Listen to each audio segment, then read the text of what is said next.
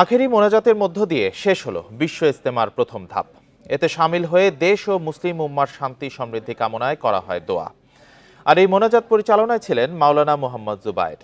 এতে দেশ বিদেশের প্রায় 40 লাখ মুসল্লি অংশ নেন বলে জানিয়েছেন আয়োজকেরা।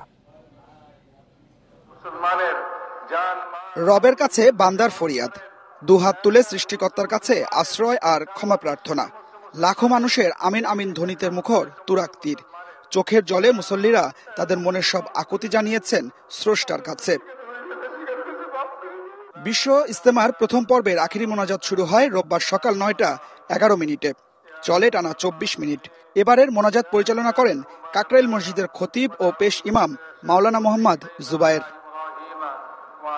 ফজরের নামাজের আগেই মুসল্লিদের ভিড় ইজতেমা ময়দান ছাড়িয়ে আশপাশের সড়কগুলোতে ছড়িয়ে পড়ে।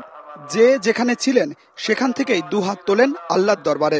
আল্লাহ যেন আমাদেরকে ভালো রাখে, দেশপ্রেম জাগায় দেয়। আমরা এই দেশের মানুষ, এই দেশের শান্তি চাই, ভালো চাই, হানাহানি মারামারি কাটাকাটি চাই না। যারা আমরা আসছি এখানে আল্লাহ পাকের কাছে কিছু নিতেই আসছি, যে আল্লাহ পাক যেন আমাদের জীবনের সমস্ত গুনাহ মাফ করে দেয়। দুনিয়াতে যেন আখিরাতে কল্যাণ হয়, এই কামনা আমরা করছি। সমস্ত মুসলিম উম্মার মাগফিরাত কামনা করছি। সব আমরা ভাই ভাই মুসলমান একসাথে এক কাতারে দাঁড়িয়ে নামাজ পড়বো, একসাথে এক কাতারে দাঁড়িয়ে কাল কিয়ামতের দিনে জান্নাতে যাবো, এটাই আমাদের আশা। বিশ্ব মানবতার কল্যাণ, শান্তি, মাগফিরাত কামনায় দোয়া করেন দূর দূরান্ত থেকে আসা সব বয়সী মুসল্লিরা। পাপ করছি, পাপ মুক্তির জন্য মানুষজন সমাগম হয়েছে।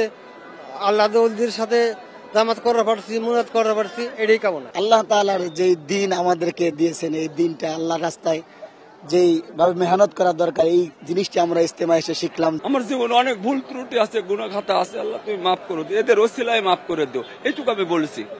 প্রথম পর্ব সম্পন্ন হওয়ার পরদিন সোমবার থেকে শুরু হবে বিশ্ব ইজতেমার দ্বিতীয় পর্ব।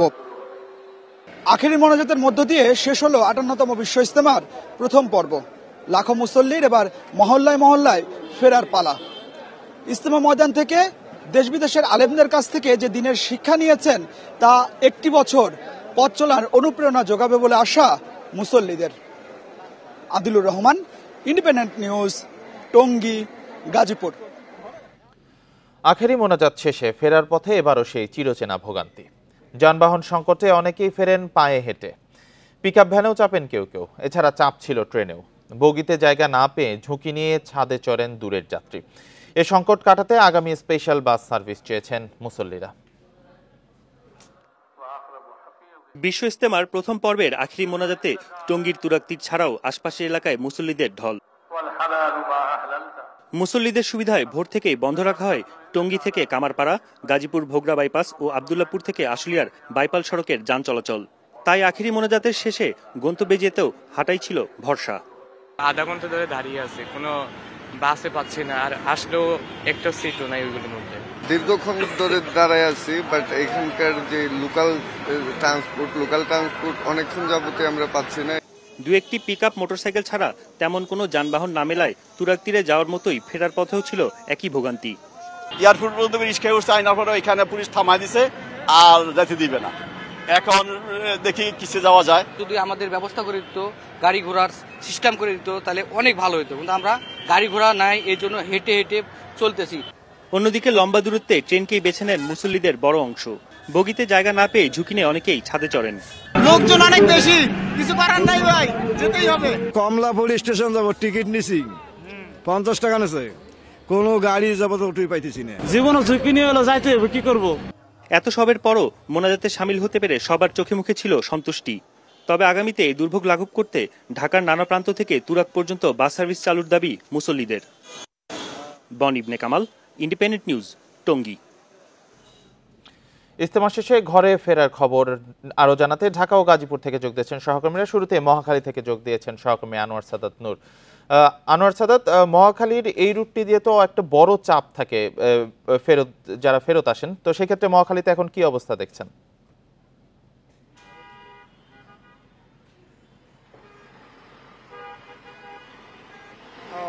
শান্তিপূর্ণভাবে আখেরি মোনাজাত শেষ করে যে যার গন্তব্যে অধিকাংশের বেশি মুসল্লি বাড়ি ফিরেছে বা গন্তব্যে পৌঁছেছে। হয়তো এই ফেরা বা আখেরি মোনাজাতে অংশ নিতে গিয়ে তাদের ভোগান্তি পেতে হয়েছে পরিবহন সংকটের কারণে। তবে ইতিমধ্যে কিন্তু সেই রেশ সড়ক থেকে চলে গিয়েছে। আমরা যেই অবস্থা দেখেছিলাম আখেরি মোনাজাত শেষ হওয়ার পরে, যে পরিবহন না পেয়ে পরিবহন সংকটের কারণে মুসল্লিরা বিভিন্নভাবে ভেঙে ভেঙে গন্তব্যের উদ্দেশ্যে হাঁটা শুরু করে, কেউ রিকশায়, কেউ বা সিএনজিতে। তখন পর্যন্ত কিন্তু খুব স্বল্প পরিসরে গণপরিবহন ছিল এবং মুসল্লিরা সেই ভোগান্তিতে পড়েছিল। অধিকাংশ এর মধ্যে ট্রেনে বেছে নিয়েছিল। তবে আমরা দেখেছি যে ট্রেনে যে যাত্রী মোটামুটি সেগুলো সবাই প্রায় গন্তব্যের দিকে চলে গেছে, ট্রেন চলে গেছে। এখন আমরা দেখতে পাচ্ছি যে মুসল্লিরা সড়কের সেই যে জটলা বা সমাগম সেটি নেই, তারপরেও কিন্তু পরিবহন সংকট সেটিও কিন্তু খেয়াল করা যাচ্ছে। সেটি যেমন তুরাগের তীরে খেয়াল করা গেছে, সেটি বিমানবন্দর সড়কে আবদুল্লাপুরে, আমরা মহাখালীতেও কিন্তু সেই চিত্রটিই দেখতে পাচ্ছি যে অন্যান্য সময় এই রোববারে যে কর্মদিবসে, প্রথম কর্মদিবসে সাপ্তাহিক যে পরিমাণ গাড়ি ঘোড়ার চাপ থাকে এই মহাখালী এলাকাতে, সেই চাপটা কিন্তু আজকেও খেয়াল করা যাচ্ছে না। বরং আমরা মহাখালীর বাস স্ট্যান্ড সংলগ্ন এলাকায় দেখতে পাচ্ছি যে যাত্রীরা দাঁড়িয়ে আছে, তারাও কিন্তু সেই পরিবহন সংকটের কথাই বলছেন যে তারা নিজস্ব যে গন্তব্য, নিজস্ব কাজে যাবে, সেজন্যও তারা সকাল থেকেই কিন্তু এই হয়রানির শিকার হতে হয়েছে পরিবহন সংকটের কারণে। তারা বলছেন যে এই যে ইজতেমাকে কেন্দ্র করে পরিবহন সংকট যেটা সৃষ্টি হলো, সেটা শুধু মুসল্লিদের নয়, পুরো নগরবাসী এর ভুক্তভোগী হয়েছে। পরবর্তীতে যেন এই সমস্যার যথাযোগ্য সমাধান হয়, সেই দাবি এবং সেই অনুরোধ কিন্তু নগরবাসী জানাচ্ছে। অর্থাৎ মহাখালীতে যানজট না থাকলেও আসলে যান সংকট রয়েছে, সেটি বুঝতে পারছি। পরবর্তী খবরে চলে যাচ্ছি আমরা। পুনর্বাসন ও উন্নত চিকিৎসার দাবিতে রাজধানীর শ্যামলীতে সড়কে অবস্থান নিয়েছেন জুলাই আন্দোলনে আহতরা। এতে ব্যাহত হচ্ছে সড়কের দুই পাশের যান চলাচল, ভোগান্তিতে পড়েছেন সাধারণ মানুষ। বেলা 11:30টার দিকে সড়কে অবস্থান নিয়ে দাবি আদায়ে আন্দোলন শুরু করেন পঙ্গু হাসপাতাল ও চক্ষু হাসপাতালে চিকিৎসাধীন আহতরা। একই দাবিতে শনিবারও গভীর রাত পর্যন্ত পঙ্গু হাসপাতালের সামনে অবস্থান নিয়ে বিক্ষোভ করেন আহতরা। তাদের অভিযোগ, রাষ্ট্রীয়ভাবে তাদের মূল্যায়ন করা হচ্ছে না, কোনো ধরনের স্বীকৃতিও মেলেনি। উন্নত চিকিৎসা ও পুনর্বাসন নিশ্চিতের দাবি তাদের।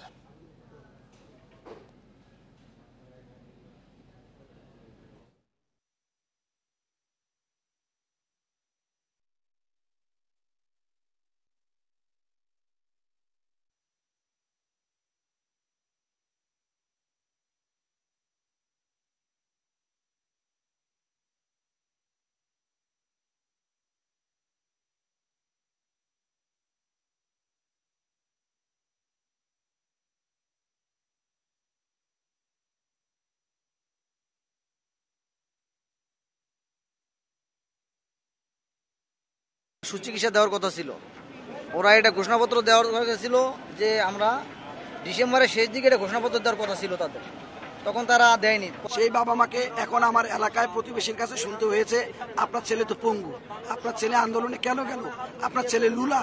আমাদেরকে কয়েকবার আশ্বস্ত করা হয়েছে কিন্তু এটা পূরণ করা হয় নাই, এই জন্য আমরা আবার নামছি। এই যে দেখেন মেসেজ দিছে যে ফেব্রুয়ারি 1 তারিখ 2 তারিখ দেশে বাইরে থেকে সিঙ্গাপুর থেকে ডাক্তার আসবে, কিন্তু গতকালকে যখন গেছি এই ডাক্তার বলে ওই ডেস্কে যান, ওই ডেস্কে যেতে গতকালকে 4টার সময় শেষ, 9টা থেকে 4টা পর্যন্ত। এর আগে রাতে শেরেবাংলা নগরে জাতীয় অর্থোপেডিক হাসপাতালের সামনে সড়ক অবরোধ করে সুচিকিৎসা স্বীকৃতি ও পুনর্বাসনের দাবিতে আন্দোলন করেন জুলাই অভ্যুত্থানে আহতরা। তাদের অভিযোগ, চিকিৎসার ক্ষেত্রে অবহেলার শিকার হচ্ছেন। দ্রুত এ বিষয়ে সরকারকে পদক্ষেপ নেওয়ার আহ্বান জানান তারা। শনিবার রাত 11টার দিকে শেরেবাংলা নগরে সড়কে অবস্থান নেন চক্ষু বিজ্ঞান ইনস্টিটিউট ও অর্থোপেডিক হাসপাতালে ভর্তি সহ জুলাই অভ্যুত্থানে আহত অর্ধশত মানুষ। অবস্থানকারীদের অভিযোগ, সময়মতো উন্নত চিকিৎসা পাননি তারা, ফলে অনেকের অঙ্গ প্রত্যঙ্গ চিরতরে অকেজো হয়ে গেছে। উঠে আসে চিকিৎসক নার্সদের অবহেলার কথাও। দল নিয়ে রোড ম্যাপ করেন আর আমার ভাইরা এখনো চিকিৎসা পাচ্ছে না ভালোভাবে, তারা এখন নিজেদের স্বীকৃতি পাচ্ছে না। আমরা কেন ভাই বারবার রাজপথে নামবো? আজকে 3 দিন ধরে আমাদের প্রতিনিধি ডক্টরের ক্যাবিনের সামনে যেয়ে তাকে টোকা করতে হয় যে ভাই আপনি কি আসছেন, পাশে থেকে বলে স্যার নাই, তাকে যদি আমার খোঁজ করতে হয় তখন সকাল 8টা বাজে যেতে হবে। আমাদের তো ভাই উন্নত চিকিৎসার একটা ব্যবস্থা করা দরকার ছিল ভাই, উন্নত চিকিৎসা আমরা পাই নাই ভাই। পরীক্ষা দিতে পরীক্ষা করাইতে গেছি, সিটি স্ক্যান করাইতে গেছি, মেডিকেল আইসি কয় কি সিটি স্ক্যানের মেশিন নষ্ট, আপনার বাইরে থেকে করাই নিতে হবে। পরে আমি বললাম আমি বাইরে থেকে করাবো, আমরা টাকা পাবো কোথায়? আপনাদের অনেক অনুদান দিয়েছে না, সেই টাকাটা করান, সরকার আপনাদের আর দেখতে পারবে না, আর করাইতেও পারবো না। আন্দোলনকারীরা বলছেন আগে বহুবার আন্দোলন করেও অবস্থার পরিবর্তন হয়নি। এখন সুচিকিৎসা স্বীকৃতি ও পুনর্বাসন নিয়ে সরকারের লিখিত রূপরেখার দাবি তাদের। আমাদের রাষ্ট্রীয় সম্মান দেন, 71-এ আপনারা সম্মান দিয়েছেন মুক্তিযোদ্ধা, ভাষা আন্দোলনে শক্তি দিয়েছে ভাষা সৈনিক, আমরা কি করেছি? আমরা কি কুলি খাইনি? আমরা সরকারের কাছে বারবার কেন যাই ধন্যবাদ দিব? সরকারের তো একটা বিশেষ একটা সেল থাকবে, একটা ডিপার্টমেন্ট থাকবে, তারা আমাদের খুঁজে খুঁজে বের করবে। দেশের জন্য রক্ত দিয়েছি, এখন আমরা সুচিকিৎসা এবং পুনর্বাসন, এটা সরকারের কাছে আমাদের দাবি। সহযোগিতা এবং সুচিকিৎসা এই জিনিসটির জন্য আমরা রাজপথে নামতে হয়, রাস্তায় নামতে হয়, এটা আমাদের কাছে এখন লজ্জা মনে হয়। এদিকে আহতদের জন্য সরকারের পক্ষ থেকে যে ক্যাটাগরি করা হয়েছে তা পুনর্বিবেচনার দাবি তোলেন আন্দোলনকারীরা। ইকরামুল কবির, ইন্ডিপেন্ডেন্ট নিউজ, ঢাকা। এই মুহূর্তে এই বিষয়ে বিস্তারিত জানাতে আমাদের সঙ্গে যোগ দিয়েছেন সহকর্মী খালেদ রায়হান। রায়হান, এই অবরোধের প্রেক্ষিতে শ্যামলী ও আশেপাশের সড়কের কি অবস্থা এবং যে আন্দোলনকারীদের যে অভিযোগ এবং দাবি রয়েছে সে প্রেক্ষিতে প্রশাসন এখন পর্যন্ত কোনো উদ্যোগ নিয়েছে কিনা? সড়কের কথা যদি বলতে চাই, শ্যামলী হচ্ছে রাজধানীর এমন একটি মোড় যে মোড় থেকে একেবারে এই পাশগামী গাবতলী হয়ে যেই যানবাহন আছে সবগুলো কিন্তু একেবারে আটকে পড়েছে। আমি যদি এখানকার চিত্র একটু দেখাতে চাই, নিশ্চয়ই দেখবেন যে পুরো যেই যানবাহনের সারি, এটি কিন্তু আমরা যতটুকু তথ্য পেয়েছি একেবারে আমিন বাজার পর্যন্ত এর প্রভাব কিন্তু পড়েছে। এবং আরেক প্রান্তে যে নিউ মার্কেট থেকে যে পাশে সড়কটি রয়েছে সেখানেও কিন্তু একেবারে নিউ মার্কেট পর্যন্ত প্রভাব পড়েছে। যদিও এই অংশটুকুর আগে পরে দিয়ে তারা কিন্তু সেখান থেকে যানবাহন কিছুটা পুলিশ চেষ্টা করছে সেটিকে সরিয়ে দেওয়ার জন্য, কিন্তু তারপরে মানুষের যে ভোগান্তি সেটি কিন্তু একেবারে কমছে। আপনি শুধু দেখতে পাচ্ছেন যে প্রচুর মানুষ, আমি যদি বলি কয়েক হাজার মানুষ, তারা কিন্তু একেবারে পায়ে হেঁটে তারা তাদের নির্দিষ্ট গন্তব্যে যাচ্ছে। এবং আমি যদি সড়কের আরেকটি পাশে দেখানোর চেষ্টা করি, নিশ্চয়ই দেখবেন যে কী পরিমাণের মানুষ তারা কিন্তু এখানে পায়ে হেঁটে তারা তাদের যে নির্দিষ্ট গন্তব্য সেখানে যাচ্ছেন। এখানে একটি বিষয় হচ্ছে এই শ্যামলী এবং শ্যামলীর আশেপাশে সরকারি বেসরকারি মিলে কমপক্ষে 15 থেকে 20টি কিন্তু হাসপাতাল, বিভিন্ন রকমের ক্লিনিক রয়েছে। অ্যাম্বুলেন্সে করে যারা যাচ্ছেন তাদেরকে ছেড়ে দেওয়া হলেও বাকিদেরকে কিন্তু সেই অর্থে যানবাহন ছেড়ে দেওয়া হচ্ছে, যার ফলে যারা যাচ্ছেন রোগী তাদেরকেও কিন্তু অনেকটা ভোগান্তিতে পড়তে হচ্ছে বলা যায়। আরেকটি বিষয় হচ্ছে যে এখানে যারা আসলে আন্দোলন করছেন তারা যেই দাবিটি করছেন যে তাদেরকে সুচিকিৎসা দেওয়া হচ্ছে না বলেই তারা এর আগেও কয়েক দফা এখানে নেমেছিল, কিন্তু সরকারের পক্ষ থেকে আশ্বস্ত করা হলেও সেই অনুযায়ী ব্যবস্থা কিন্তু নেওয়া হয়নি। আপনি জানতে চাইছেন আইন শৃঙ্খলা বাহিনীর সদস্যদের কর্মকাণ্ড নিয়ে তারা সকাল থেকে এই পর্যন্ত আমরা দেখেছি একেবারে নিশ্চুপ অবস্থায় তারা কিন্তু বসে রয়েছেন। তারা এটিকে সরানোর জন্য কোনো রকমের কোনো উদ্যোগ তারা কিন্তু নেননি। একবার তারা চেষ্টা করেছেন যারা এখানে আন্দোলন করছেন তাদের সঙ্গে কথা বলার, কিন্তু সেটিও কিন্তু আসলে খুব বেশি কাজে দেয়নি। তারা কথা বলেছেন, কথা বলে তাদেরকে সরে যেতে অনুরোধ করেছেন, তবে সেটি তারা আসলে মানতে চাননি। তারা যে বলছেন যে না, তারা তাদের যে দাবি সেই দাবি আদায় না হওয়া পর্যন্ত তারা কিন্তু এখান থেকে সরবে না। এর আগেও আমরা দেখেছি যে কেন্দ্রীয় সমন্বয়ক সহ উপদেষ্টা যারা রয়েছেন সংশ্লিষ্ট দপ্তরের, তারা কিন্তু এসেছিলেন, তারা তাদেরকে বুঝিয়ে তারা সেখান থেকে কিন্তু সরিয়েছিলেন। তারপরেও কিন্তু তারা যেটি বলছেন যে তারা যে সুচিকিৎসা সেটি কিন্তু কোনোভাবেই আসলে নিশ্চিত করা যাচ্ছে না, যার ফলে কিন্তু তারা এখানে নেমেছেন। তারা যেটি বলছেন যে অনেককে দেশের বাইরে চিকিৎসার জন্য পাঠানো হচ্ছে এবং এখন যেই কথাটি বারবার করে বলা হচ্ছে যে তাদের যে নিত্য নৈমিত্তিক তাদের যে সুচিকিৎসার জন্য যে টেস্ট করতে হচ্ছে, যে ধরনের রিপোর্ট নতুন করে নেওয়া লাগছে, সেই খরচ কিন্তু আসলে হাসপাতাল কর্তৃপক্ষ দিচ্ছে না। তাদেরকে বলা হলে তারা যেটি বলছেন, আমরা প্রতিবেদনও দেখছিলাম, তারা যেটি বলছেন যে আপনাদেরকে যে অনুদান দেওয়া হচ্ছে সেই অনুদানের টাকা দিয়ে আপনারা আপনাদের চিকিৎসা করাবেন। সেই জন্যই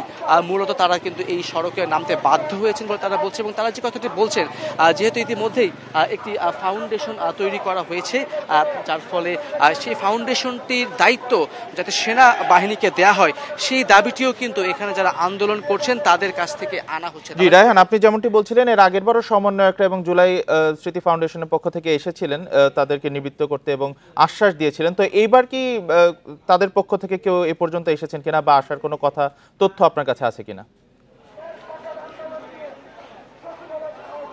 দেখুন গত রাত থেকেই আমরা যেটি জেনেছি যে গত রাত থেকেই তারা কিন্তু এখানে অবস্থান করছে, প্রায় মধ্যরাত পর্যন্ত তারা এখানে অবস্থান করেছেন এবং তারপরে তারা সেখান থেকে গিয়ে আজকে সকালে প্রথমে তারা পঙ্গু হাসপাতালের সামনে এবং এখন যে প্রধান যে সড়কটি রয়েছে শ্যামলী আর সেখানে তারা অবস্থান করছেন। এখন পর্যন্ত কোনো উপদেষ্টা বা সরকারি সংশ্লিষ্ট কর্তৃপক্ষের কাউকে আমরা এখানে আসতে দেখিনি এবং তারা কি আসবেন কিনা সেই বিষয়ে কিন্তু আমরা এখন পর্যন্ত সুনির্দিষ্ট কোনো তথ্য পাইনি। একই সঙ্গে সমন্বয়ক যারা রয়েছেন বা যে স্মৃতি ফাউন্ডেশনটি রয়েছে সেখানে দায়িত্বরত যারা রয়েছেন তাদেরও কেউ এখন পর্যন্ত এখানে আসেনি। তারা কি আদৌ আসবেন কিনা সেই বিষয়টি নিয়েও কিন্তু আসলে এখন পর্যন্ত সুস্পষ্ট কোনো তথ্য আমাদের কাছে নেই। তবে এখানে যারা রয়েছেন তারা যেটি বলছেন যে সরকারের কর্তৃপক্ষ যারা রয়েছেন, উপদেষ্টা যারা রয়েছেন, স্মৃতি ফাউন্ডেশন যারা রয়েছেন তাদেরকে একেবারেই সুনির্দিষ্ট করে তাদের যে দাবি সেইটিকে আসলে পালন করতে হবে এবং সেই দাবি তাদের আদায় করতে হবে। সেটি না হওয়া পর্যন্ত তারা কিন্তু সড়ক ছাড়বেন না বলে তারা কিন্তু হুঁশিয়ারি দিয়েছেন। তারা যেটি বলছেন যে এই যে দায়িত্বটি যাদেরকে দেওয়া হয়েছে তাদেরকে সরিয়ে সেনাবাহিনীর কে এই দায়িত্বটা দেওয়া হোক, যাতে তারা তাদের যেই দাবি দাওয়াটি আছে সেটি কিন্তু তারা যাতে এই আদায় করতে পারেন। সেক্ষেত্রে একটি কথা হচ্ছে যারা এখানে আছেন তারা যেটি বলছেন যে একটি অনুদানের ক্ষেত্রে কিন্তু বেশ কয়েকটি ক্যাটাগরাইজ করা হয়েছে, A, B, C এবং D।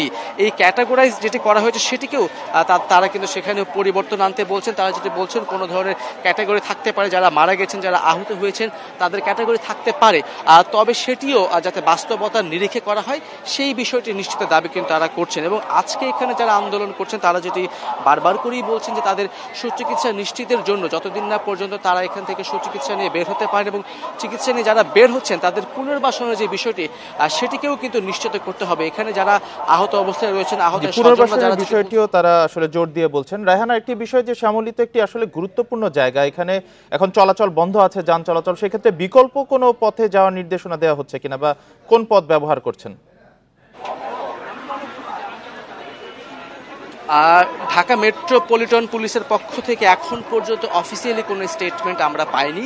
তবে এখানে সড়কের যারা রয়েছেন বা এখানে যানজট নিরসন বা ট্রাফিক পুলিশের সদস্য বা পুলিশের সদস্য যারা রয়েছেন তারা যেটি করছেন, যেহেতু এই শ্যামলী এই মোড়টিকে আপনার অ্যাভয়েড করতে হলে যারা গাবতলী থেকে আসবেন তাদেরকে মিরপুরের সড়কটি, যেটি মিরপুর 1 নম্বর দিয়ে গেছে, সেই সড়কটি ব্যবহার করতে হবে এবং টেকনিক্যাল থেকে যারা আসছেন তাদেরকে সেই সড়কটি ব্যবহার করতে হচ্ছে।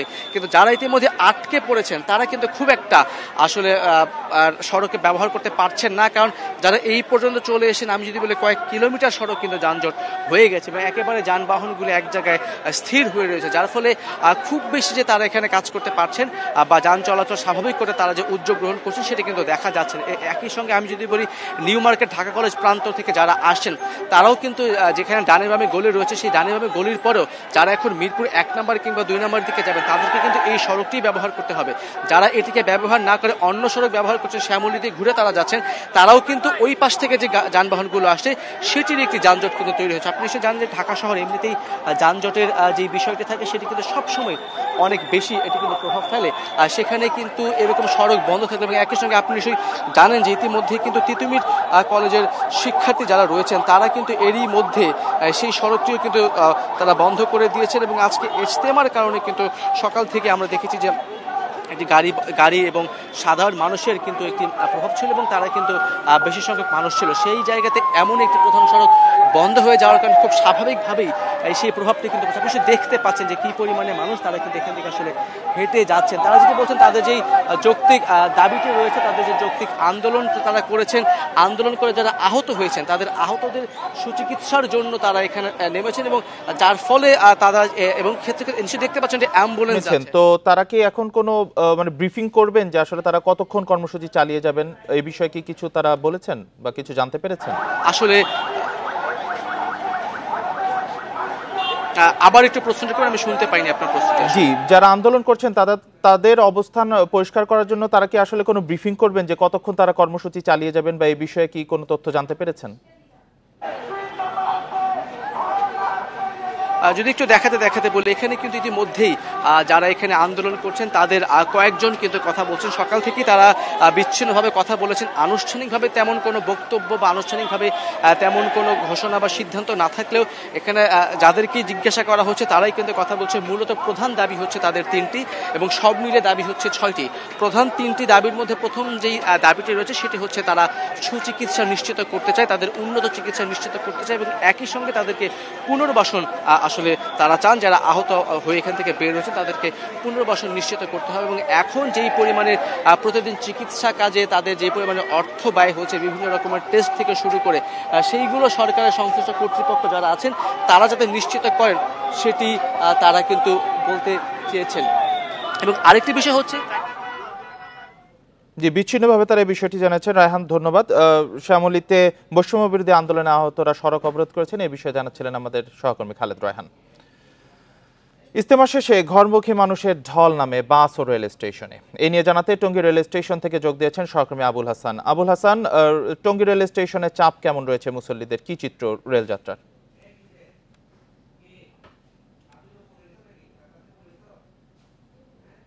সোয়া 9টার দিকে বিশ্ব ইজতেমার আখেরি মোনাজাত শুরু হয় এবং আখেরি মোনাজাত শেষেই কিন্তু মানুষের যে ঘরে ফেরার তাগাদা বা এটি শুরু হয় এবং মানুষ কিন্তু দল বেঁধে একযোগে বাড়ির উদ্দেশ্যে রওনা দেন। এবং আপনি জানেন যে ঢাকায় ময়মনসিংহ মহাসড়কে গাজীপুর মহানগর পুলিশ কিছু বিধিনিষেধ আরোপ করেছিল ভোর রাত থেকেই এবং সেখানে কিন্তু গাড়ি চলাচল বন্ধ ছিল। ফলে গাজীপুরের যে ট্রেনগুলো ছিল সেই ট্রেনে কিন্তু মানুষের ভিড় এবং উপস্থিতি বেশি ছিল। কারণ হচ্ছে যে এই ট্রেন যুগে তারা একমাত্র মাধ্যম যেটি দিয়ে তারা দেশের বিভিন্ন প্রান্তে ছুটতে পেরেছিলেন এবং এই কারণে আমরা দেখেছি টঙ্গী রেলওয়ে স্টেশনে কিন্তু সকাল থেকে মানুষের ভিড় ছিল।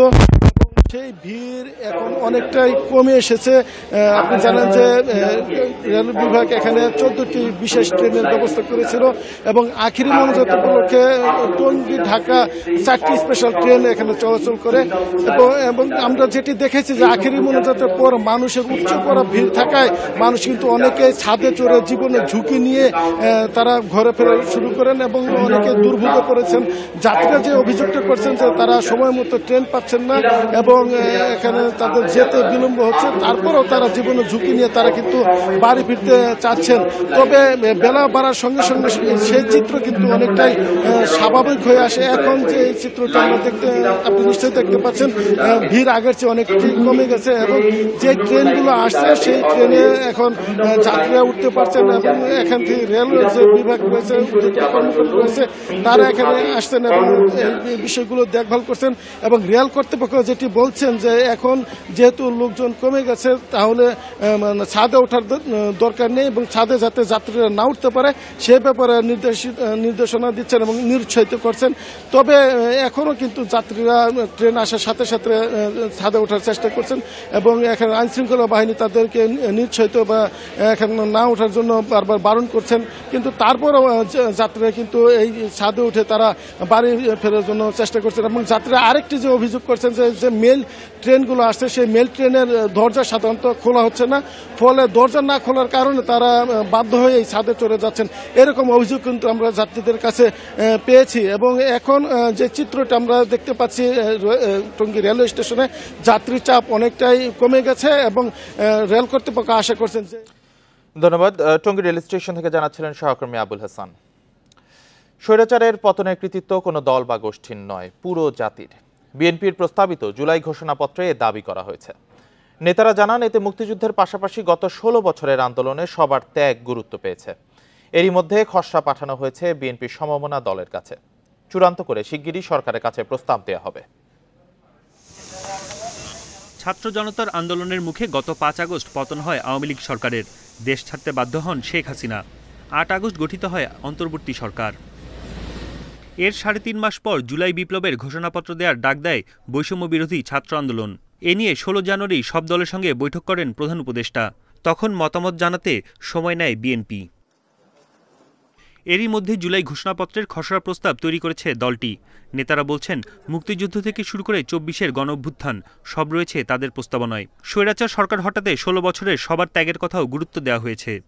মুক্তিযুদ্ধ ছাড়াও গত 16 বছর ধরে যারা আন্দোলন করেছে, যারা ত্যাগ স্বীকার করেছে, যারা মৃত্যুবরণ করেছে, যারা গুম হয়েছে, খুন হয়েছে, আমরা কারোর সাথে তুলনা করছি না। তুলনা করলে তো তখন সেটা অন্য ব্যাপার হবে। আমরা তুলনা করছি না এই কারণে যেটা আমরা এটাকে জাতির, সমস্ত জাতিরকে আমরা এটা কৃতিত্ব দিতে চাচ্ছি। খসড়াটি এরই মধ্যে পাঠানো হয়েছে বিভিন্ন রাজনৈতিক দলের কাছে। বিপ্লবী ওয়ার্কার্স পার্টি জানায়, ছাত্র ও বিএনপির ঘোষণাপত্রের মধ্যে কিছুটা পার্থক্য রয়েছে, তবে এতে সংকটের আশঙ্কা নেই। ক্লাশ বলবো না, কিছু পার্থক্য তো আছে, কিছু পার্থক্য আছে এমফ্যাসিস দেবার ক্ষেত্রে। তারা যেমন 24-এর গণঅভ্যুত্থান, গণজাগরণকে তারা বিশেষভাবে হাইলাইট করেছেন। আর এখানে মুক্তিযুদ্ধ, 16 বছরের লড়াই, এখানে চেষ্টা হয়েছে একটা সামগ্রিকভাবে বিষয়টাকে উত্থাপন করবার জন্য। আমার মনে হয় যদি আলাপ আলোচনা করা যায়, হয়তো সম্ভাবনা আছে এক আলাপ আলোচনা করে একটা বোঝাপড়ার জায়গাটা তৈরি করা। সব দলের মতামতের ভিত্তিতে ঘোষণাপত্রের চূড়ান্ত প্রস্তাবনা সরকারকে দেবে বিএনপি। বন ইবনে কামাল, ইন্ডিপেন্ডেন্ট নিউজ, ঢাকা। চট্টগ্রাম দক্ষিণ, গাজীপুর এবং নারায়ণগঞ্জ সহ দেশের 7 জেলার নতুন আহ্বায়ক কমিটি করেছে বিএনপি। এছাড়া মেহেরপুর জেলার পূর্ণাঙ্গ কমিটি অনুমোদন করেছে দলটি। একই সঙ্গে সিরাজগঞ্জের সম্মেলন অনুষ্ঠানে প্রস্তুতি কমিটিও অনুমোদন করা হয়েছে। দলের জ্যেষ্ঠ যুগ্ম মহাসচিব রুহুল কবির রিজভী স্বাক্ষরিত এক সংবাদ বিজ্ঞপ্তিতে এসব কমিটির কথা জানানো হয়। জানা গেছে, জাভেদ মাসুদ মিল্টনকে আহ্বায়ক ও কামরুল হাসানকে সদস্য সচিব করে মেহেরপুর জেলা শাখার 31 সদস্যের পূর্ণাঙ্গ আহ্বায়ক কমিটি করা হয়েছে। 7 জেলার আহ্বায়ক কমিটির মধ্যে রয়েছে নাটোর, বান্দরবন, দক্ষিণ চট্টগ্রাম, মানিকগঞ্জ, মুন্সিগঞ্জ, নারায়ণগঞ্জ ও গাজীপুর। সংস্কার কার্যক্রমের মাধ্যমে নির্বাচনের দিকে এগোবে সরকার। রাজনৈতিক দলের সঙ্গে আলাপ হচ্ছে বলে জানিয়েছেন উপদেষ্টা আসিফ মাহমুদ। সকালে মিরপুরের বাউনিয়ায় খাল সংস্কারের কাজ উদ্বোধন করে এসব কথা জানান তিনি। এই গণঅভ্যুত্থানের পরে জনগণ বাংলাদেশের রাষ্ট্রের কাঠামোগত সংস্কারের দায়িত্বটা আমাদেরকে দিয়েছে। আমরা মনে করি এই সংস্কার কার্যক্রম আমাদের মাননীয় প্রধান উপদেষ্টা ইতিমধ্যে একটা টাইমলাইন দিয়েছেন। এর মধ্যেই আমরা এই সংস্কার কার্যক্রমের মাধ্যমে একটা নির্বাচনের দিকে এগিয়ে যাব। মানে চাপ তৈরি করছে না এই ধরনের কথা। টিউলিপ সিদ্দিকের তথ্য নিতে বাংলাদেশে এসেছিলেন যুক্তরাজ্যের জাতীয় অপরাধ সংস্থা এনসিএ এর কর্মকর্তারা। বাংলাদেশের দুর্নীতি বিরোধী তদন্তকারীদের সঙ্গে গোপন বৈঠক করেছেন তারা। এ তথ্য জানিয়েছে ব্রিটিশ সংবাদ মাধ্যম দ্য ডেইলি মেইল। গত মাসে হওয়া এই বৈঠকে ব্রিটিশ তদন্তকারী দলকে বাংলাদেশের কর্মকর্তারা জানান, টিউলিপের বিরুদ্ধে দুর্নীতির নতুন তথ্য সংগ্রহ করেছেন তারা। ব্রিটিশ কর্মকর্তারা এখন টিউলিপ সিদ্দিকের ব্যাংক অ্যাকাউন্ট ও ইমেলের তথ্য যাচাই করতে পারেন বলে জানিয়েছে সংবাদ মাধ্যমটি। এমনকি জিজ্ঞাসাবাদের জন্য টিউলিপকে ডাকা হতে পারে। সাবেক প্রধানমন্ত্রী শেখ হাসিনার ছোট বোন শেখ রেহানার মেয়ে টিউলিপের বিরুদ্ধে বাংলাদেশে বড় অঙ্কের টাকা আত্মসাতের অভিযোগের পাশাপাশি লন্ডনে একটি ফ্ল্যাট উপহার নেওয়ার অভিযোগ উঠেছে। বিতর্কের জেরে তাকে পদত্যাগ করতে হয় ব্রিটিশ মন্ত্রিসভা থেকে।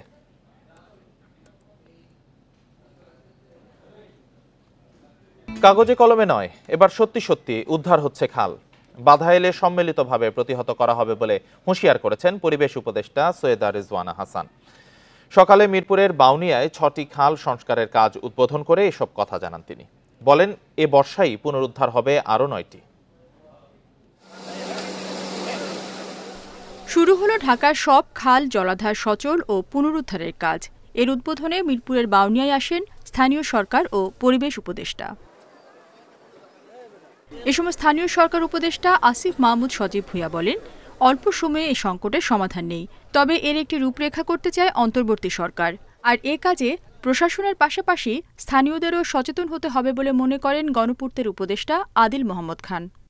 আমরা খুব দ্রুত আরো বাকি যেসব জায়গাগুলো বেদখল হয়ে আছে সেটা উদ্যোগ নিচ্ছি উদ্ধারের জন্য। খাল, বিল, নদী, নালা দখলমুক্ত করে ফেলার উদ্যোগ নেওয়া হয়েছে। এই উদ্যোগ চলমান থাকবে। এই খালগুলোকেই পুনরুদ্ধার এবং সংরক্ষণের একটা উদ্যোগ হচ্ছে ব্লু নেটওয়ার্ক, যার অধীনে 19টি খালকে পুনরুদ্ধার করা হবে। অন্যদিকে খাল দখল উচ্ছেদে বাধা এলেও তা সম্মিলিতভাবে রুখে দেওয়া হবে বলে সতর্ক করেন পরিবেশ উপদেষ্টা সৈয়দা রিজওয়ানা হাসান। জানান, সংস্কারের পর রক্ষণাবেক্ষণে করে দেওয়া হবে এলাকাভিত্তিক কমিটি। দূষণ মুক্ত করাটা রাতারাতি হবে না, ইট উইল টেক টাইম। আপনার সিওয়েজ কানেকশন 53 বছরে হয়নি, এখন আপনি 5 মাসে কেমন করে ফেলবেন? কিন্তু ইন্টারিম কোনো সলিউশন আছে কিনা আমরা সেটা খুঁজছি। আশা করি এই দুর্গন্ধ থেকেও কিছুটা হলেও আমরা মুক্তি দিতে পারবো। ঢাকা ও এর আশেপাশের ১৯টি খালকে পর্যায়ক্রমে উদ্ধার করা হবে জানিয়ে উপদেষ্টা বলেন, ব্যয় সাশ্রয়ী পথেই সমন্বয় করা হবে এ কার্যক্রম। রেশমি নন্দী, ইন্ডিপেন্ডেন্ট নিউজ। চট্টগ্রামে ছেলের বিয়ের অনুষ্ঠান থেকে আটক হয়েছেন সাবেক এমপির ভাই ও আওয়ামী লীগ নেতা ফখরুল আনোয়ার। রাতে নগরীর খুলশী এলাকার নেভি কনভেনশন হল থেকে তাকে আটক করে পুলিশ। ফখরুল আনোয়ার চট্টগ্রাম উত্তর জেলা আওয়ামী লীগের শিল্প ও বাণিজ্য সম্পাদক ছিলেন। বিয়ের অনুষ্ঠানে ফটিকছড়ির 2 সাবেক এমপি সৈয়দ নজিবুল বশর মাইজ ভান্ডারী ও খাদিজাতুল আনোয়ার গেছেন। সামাজিক মাধ্যমে এমন খবর পেয়ে সেখানে জড়ো হন শতাধিক যুবক। বিশৃঙ্খলার খবর পেয়ে পুলিশ ও সেনাবাহিনী সেখান থেকে ফখরুল আনোয়ারকে আটক করে। পুলিশ জানায় 2 সাবেক এমপিকে অনুষ্ঠানে পাওয়া যায়নি। সাবেক মেয়র এম মঞ্জুরুল আলম অনুষ্ঠানে আসলেও এক ফাঁকে ঘটনাস্থল ত্যাগ করেন। আওয়ামী লীগ নেতা ফখরুল আনোয়ারের বিরুদ্ধে মামলা বা অভিযোগ আছে কিনা তা খতিয়ে দেখছে পুলিশ।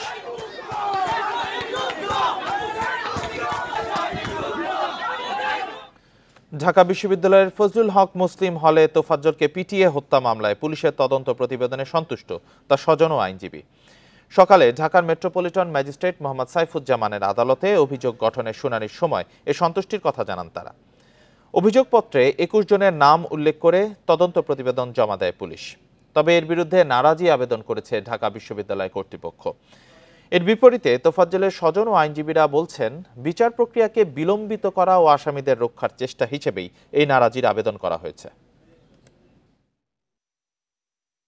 আমরা তো নারাজি দিচ্ছি না, এটা হলো ঢাকা ভার্সিটির যারা মামলা করছে তারা নারাজি দিচ্ছে, কিন্তু আমরা তো চার্জশিটের পক্ষে আছি। যেটা তদন্ত করে যেটা জমা দিচ্ছে সেটা সঠিক আছে। মানে এত সূক্ষ্মভাবে এত সুন্দরভাবে তদন্ত কাজটা পুলিশ সম্পন্ন করেছে। আমরা এই পুলিশকে ধন্যবাদ জানাই এবং আমরা চাই যে এটাকে আর বিলম্বিত না করে for the ends of justice দ্রুত বিচার প্রক্রিয়াটা সম্পন্ন হোক এবং ট্রায়ালে যাক। খুব সুন্দর। হিমাগারের ভাড়া বৃদ্ধির প্রতিবাদে রাজশাহীর মোহনপুরে রাস্তায় আলু ফেলে বিক্ষোভ কর্মসূচি পালন করেছেন কৃষকরা। দুপুর 12টার দিকে মোহনপুর উপজেলা পরিষদ চত্বরে এই কর্মসূচি দেয়া হয়। এ সময় কৃষকরা জানান, প্রতি কেজি আলু সংরক্ষণের জন্য আগে 4 টাকা ভাড়া দিতে হতো, সম্প্রতি তা বাড়িয়ে 8 টাকা করেছে কোল্ড স্টোরেজের মালিকরা। আলু সংরক্ষণের ভাড়া কমানো না হলে তারা এই কর্মসূচি চালিয়ে যাবার ঘোষণা দেন। প্রয়োজনে মহাসড়ক অবরোধ করার হুমকিও দেন তারা। বিক্ষোভ কর্মসূচিতে অন্তত 1000 কৃষক অংশ নেন।